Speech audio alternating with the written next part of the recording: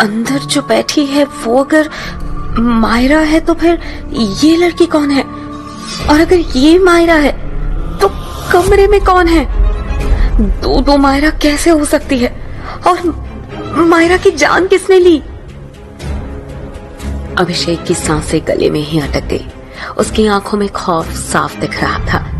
कमरे में बैठी मायरा उसे दिखाई दे रही थी, जो बड़े प्यार से अपने खुले बालों के साथ खेल रही थी। उसे देखकर अभिषेक को अपने हाथ पैर ठंडे होते हुए मालूम पड़े। वो घबराया हुआ धीरे से कमरे में आया और वहां बैठी मायरा से पूछा, कौन हो तुम? क्या तुमने मारा है मेरी मायरा को? ओ माय गॉड, मतलब गांव वाले जिस खूनी वधू के बारे में बात कर रहे थे वो सच है? क्या तुम खूनी वधू हो? अभिषेक के सवाल के बदले में मायरा की एक ठहाकेदार हंसी वहां गूंजी। अभिषेक के कदम वहीं जम गए और तभी मायरा के शरीर की रंगत बदलने लगी। देखते ही देखते उसका चेहरा बदल गया। अभिषेक के सामने अब उसकी मायरा नहीं थी, बल्कि एक बेहद खूबसूरत लड़की थी, जिसकी खूबसूरती देखकर वो हक्का बक्का रह गया। उसका लहंगा रुई के नरम फाँव जैसे उसके गोरे बदन को छुपाने की नाकाम कोशिशें कर रहा था। उसके शरीर की आकर्षक बनावट और उसके लाल पतले होंठ और काजल से सनी बड़ी बड़ी आंखें अभिषेक को अपनी ओर खींच रहे थे। उस लड़की के बदन की कसावट और उसके काले घुंघराले बाल ऐसे थे कि कोई भी मर्द खुद को उस पे न्यौछावर करने को तैयार हो जाए। अभिषेक भी उसकी खूबसूरती में मदहोश होकर पल भर को सब कुछ भूल चुका था। तभी उस लड़की ने मुस्कुराते हुए कहा, आओ अभिषेक, अभी तो हमारी सुहागरात बाकी है। ऐसा कहते हुए उस लड़की की आंखें एकदम से चमकने लगी और उन आंखों में देखता हुआ अभिषेक मानो उससे सम्मोहित हो गया हो और वो एकटक उस लड़की की आंखों में देखने लगा। तभी वो लड़की आगे बढ़ी और अभिषेक के पूरे बदन को चूमने लगी और अभिषेक भी उसके होठों के जादू में पूरी तरह से खो गया। अगले ही पल अभिषेक के दिमाग से सब कुछ निकल गया। इस बार उसे फिर से उस लड़की के साथ कुछ अलग ही किस्म की खुशी महसूस हो रही थी। दोनों अब अपनी चरम सीमा पर पहुंच चुके थे। वो लड़की अभिषेक के ऊपर थी और वो अभिषेक के पूरे बदन को अपने होठों से चूमे जा रही थी। कुछ देर बाद अभिषेक बुरी तरह से थक गया। अभिषेक पसीने से भीग चुका था। अभिषेक को ऐसे देख उस लड़की के चेहरे पर एक रहस्यमयी मुस्कान उभर आई और उसने फिर से अभिषेक को अपनी ओर खींचा और उसके होठों पर एक बार फिर से किस किया। पर इस बार अभिषेक को अपनी सांसें अटकती हुई महसूस हो रही थी। उसे अपना पूरा बदन अकड़ता हुआ लग रहा था और अगले ही पल अभिषेक का पूरा शरीर ऐसे सफेद हुआ जैसे शरीर से खून की एक एक बूंद चूस ली गई हो। एक आखिरी बार अभिषेक के गले से तेज चीख निकली। उसकी चीख सुनते ही वीर सिंह, हवेली का मैनेजर और गार्ड दौड़कर अभिषेक के कमरे में आए। मैनेजर ने भय से आंखें बड़ी करते हुए कहा, अरे ये अभिषेक बाबू के साथ क्या हो गया? जल्दी से किसी डॉक्टर को बुलाओ कोई। लेकिन जमीन पर पड़ा अभिषेक अपनी आखिरी सांसें ले चुका था। वीर सिंह ने अभिषेक की लाश को देखकर कहा, इसे खूनी वधू ने मारा है। जल्दी से सब उस भूतनी की तस्वीर निकालो और घर के बाहर जलाओ। जल्दी करो, नहीं तो वो और भी लोगों को मार देगी। उस वक्त रात के 12 बज रहे थे और पूरे गांव में आग की तरह ये बात फैल गई कि हवेली में खूनी वधू ने अभिषेक और उसकी पत्नी मायरा को मार दिया है। पूरे गांव के औरत मर्द अपने घरों से कैरोसिन तेल निकाल कर ले आए और वीर सिंह सहित सभी हवेली के सामने जमा हो गए। वीर सिंह ने घबराते हुए कहा, एक साथ 2-4 तस्वीरें जला दो, अगर आसपास होगी तो भाग जाएगी। वीर सिंह के कहते ही सभी ने एक साथ तस्वीर को आग के हवाले कर दिया। तस्वीरों में आग लगते ही किसी औरत की तेज चीख की आवाज आई और साथ ही मन कपा देने वाली रोने की आवाज। अगले ही पल तेज हवा से मौसम बदलने लगा तो सभी घबराकर एक दूसरे की शक्लें देखने लगे। वीर सिंह ने जोर से कहा, घबराने की बात नहीं है, ये उसी भूतनी की चीख है। तस्वीरों के जलने से उसको भी कुछ हुआ है और इसलिए वो यहाँ से भाग गई है। सभी को परेशान होते देख वीर सिंह ने कहा, आज से इस गांव में शादी के लगन में कोई शादी नहीं होगी, और अगर किसी ने इसके खिलाफ जाकर शादी करने की कोशिश की तो उसे गांव से बाहर कर दिया जाएगा। पूरे गांव के लोगों ने एक साथ कहा, हाँ, ऐसा ही होगा। हाँ, ऐसा ही होगा। हाँ, ऐसा ही होगा। खूनी वधू की इस घटना के 10 दिन बाद फूलपुर गांव के स्टेशन पर शाम के 6 बजे एक ट्रेन आकर रुकती है। ट्रेन में सोई चेतन की अचानक से नींद खुली। चेतन एक 26 साल का हैंडसम लड़का है जो मुंबई से फूलपुर गांव एक डॉक्यूमेंट्री फिल्म बनाने के लिए आया है। नींद से जागा हुआ चेतन उठा और बाहर झांक कर देखा तो उसे महसूस हुआ कि पूरी ट्रेन में शायद वो अकेला ही है। यहाँ तक कि पूरा स्टेशन भी खाली था। उसने अपना बैग लिया और ट्रेन से उतर गया। स्टेशन पर हल्की मध्यम सी रोशनी में उसे दूर बेंच पर बैठी एक लड़की दिखाई दी तो वो उसकी तरफ बढ़ गया। लड़की ने एक लाल रंग की साड़ी पहन रखी थी और उसके लंबे खुले बाल कमर तक आ रहे थे और आंखों में गहरा काजल लगा हुआ था। उस लड़की के शरीर से आती खुशबू चेतन को पागल कर रही थी। उसने खुद से कहा, आज तक मैंने इतनी खूबसूरत लड़की नहीं देखी थी। चेतन अभी उसे देखकर खोया ही हुआ था कि उस लड़की की प्यारी सी आवाज आई, चेतन। एक अनजान लड़की के मुंह से अपना नाम सुनकर चेतन ने चौंकते हुए कहा, आपको मेरा नाम कैसे मालूम? लड़की ने शरारत से मुस्कुराते हुए कहा, आपके आई कार्ड पर लिखा है। चेतन ने गौर किया। उसने अपने हाथ में अपना आईडी पकड़ा हुआ था, लेकिन इतनी कम रोशनी में इसने मेरा नाम कैसे पढ़ लिया? वो सोच ही रहा था कि लड़की ने फिर कहा, आप किसे ढूंढ रहे हैं? चेतन ने जवाब दिया, मैं तो अभी आया हूँ, लेकिन शायद आपको मदद की जरूरत है। इस वक्त अकेली आप स्टेशन पर क्या कर रही हैं? कहीं छोड़ दूं मैं आपको? लड़की ने मुस्कुराकर कहा, नहीं नहीं, मुझे जहां जाना है मैं वहां चली जाऊंगी, आप मेरी फिक्र ना करें। चेतन को उसकी बात पर हैरानी हुई। कैसे चली जाओगी? यहाँ कोई भी नहीं है, कहीं किसी मुसीबत में ना पड़ जाओ तुम। मैंने कहा ना मैं छोड़ देता हूँ। जवाब में वो लड़की हंस पड़ी और कहा, मुसीबत? और मेरे लिए? वैसे तुम्हारे आने से इस गांव के लोगों की मुसीबत जरूर दूर हो जाएगी। चेतन को उसकी बात समझ में नहीं आई तो उसने कहा, मैं कुछ समझा नहीं। मेरे आने से कौन सी मुसीबत दूर होगी? मैं तो यहाँ बस एक डॉक्यूमेंट्री फिल्म बनाने आया हूँ। लड़की ने जवाब दिया, उस समय आने पर पता चल जाएगा तुम्हें। उसकी बात पर चेतन ने बेपरवाही से अपने कंधे ऊपर किए और वहां से चला गया। उसके जाते ही उस लड़की के होंठों पर एक रहस्यमयी मुस्कान उभर आई। इन सब से बेखबर चेतन प्लेटफॉर्म के बाहर आया तो उसे दूर दूर तक एक कुत्ता भी नजर नहीं आ रहा था। सन्नाटा इतना गहरा कि उसे अपनी सांसें भी सुनाई दे रही थी। वो कुछ देर वहीं खड़ा होकर इंतजार करने लगा। थोड़ी देर बाद चेतन को जब एक रिक्शा नजर आया तो उसकी जान में जान आई।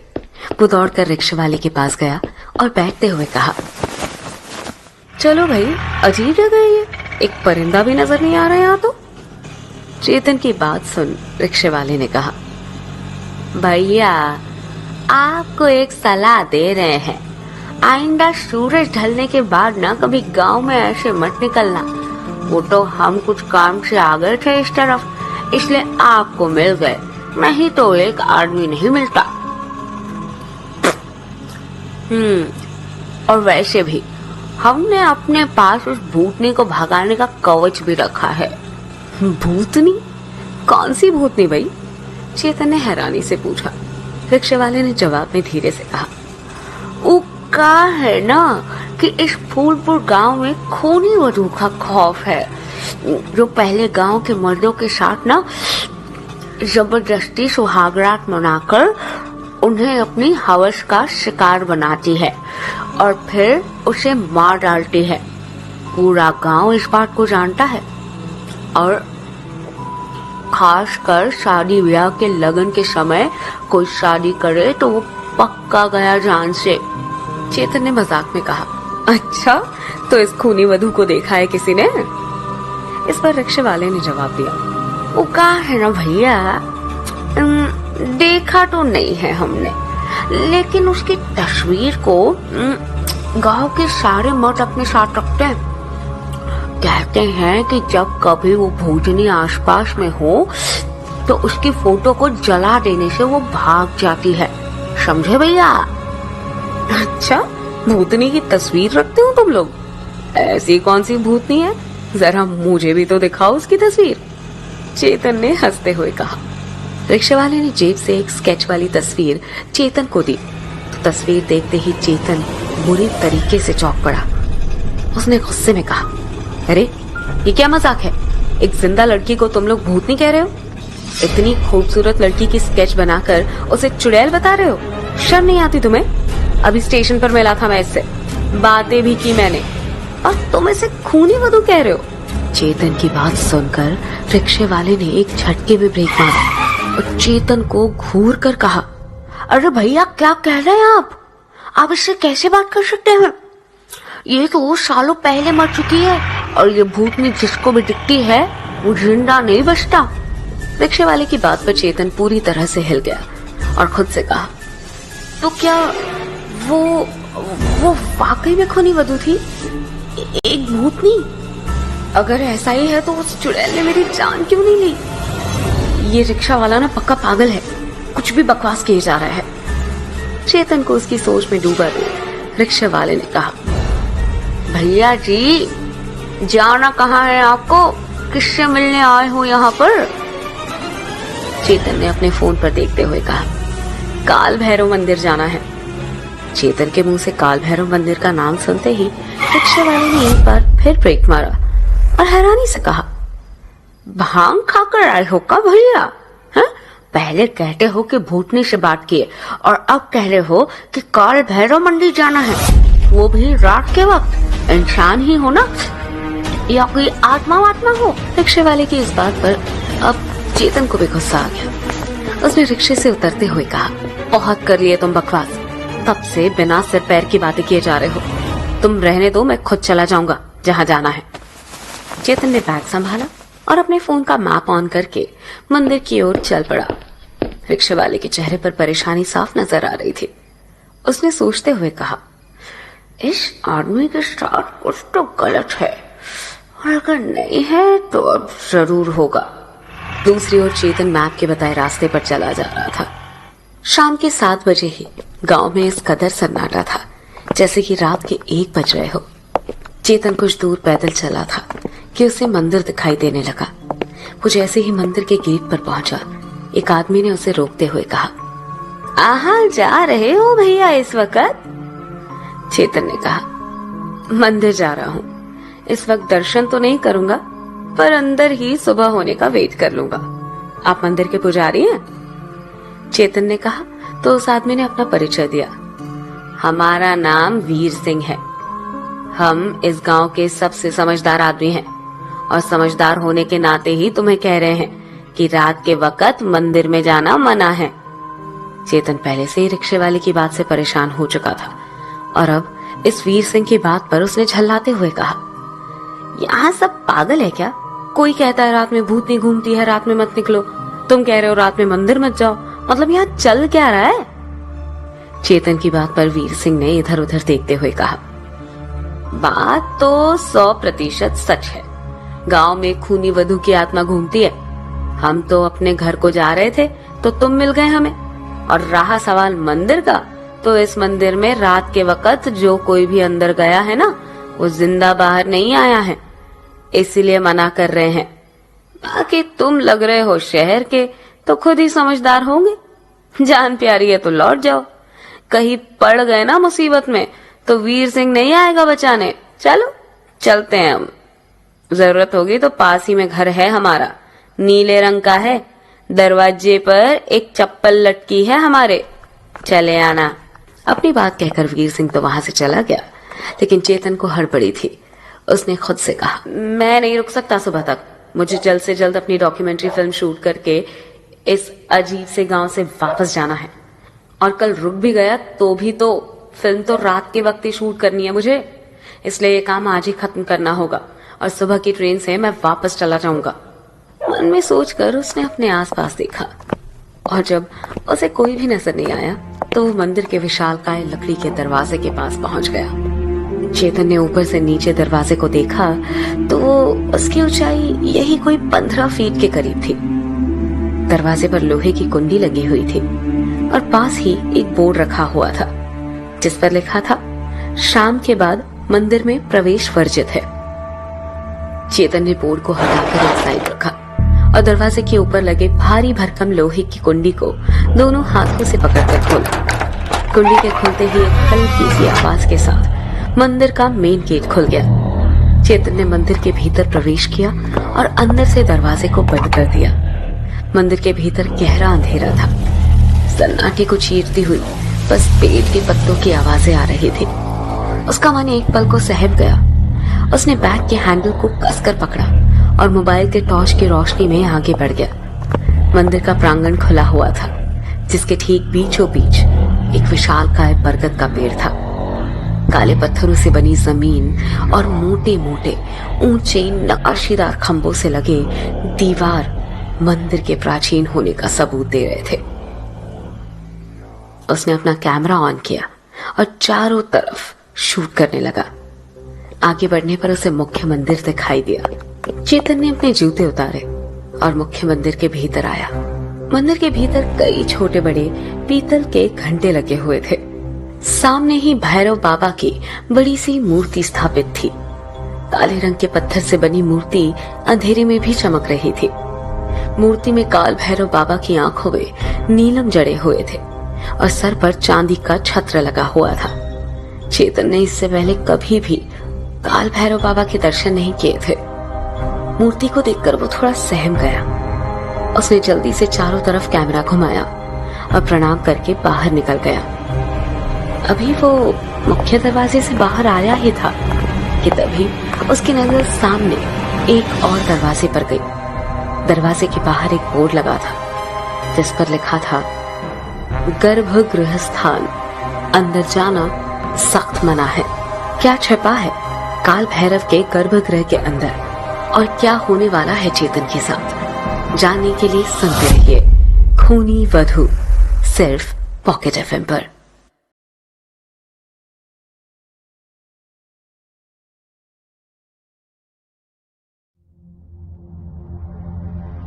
गर्भगृह और खूनी वधू। मंदिर में स्थित गर्भगृह स्थान के भीतर जाने की सख्त मनाही के बावजूद चेतन ने गर्भगृह के दरवाजे को खोलने का फैसला लिया। लेकिन उसने जैसे ही दरवाजे को खोलने के लिए हाथ बढ़ाया, उसे अंदर से किसी लड़की के रोने की आवाज आई तो वो घबरा गया। उसने डरते हुए आसपास देखा और फिर बंद दरवाजे को एक झटके में खोल दिया। अंदर का नजारा देखकर चेतन के होश उड़ गए। वहां कोई लड़की दुल्हन के जोड़े में घूंघट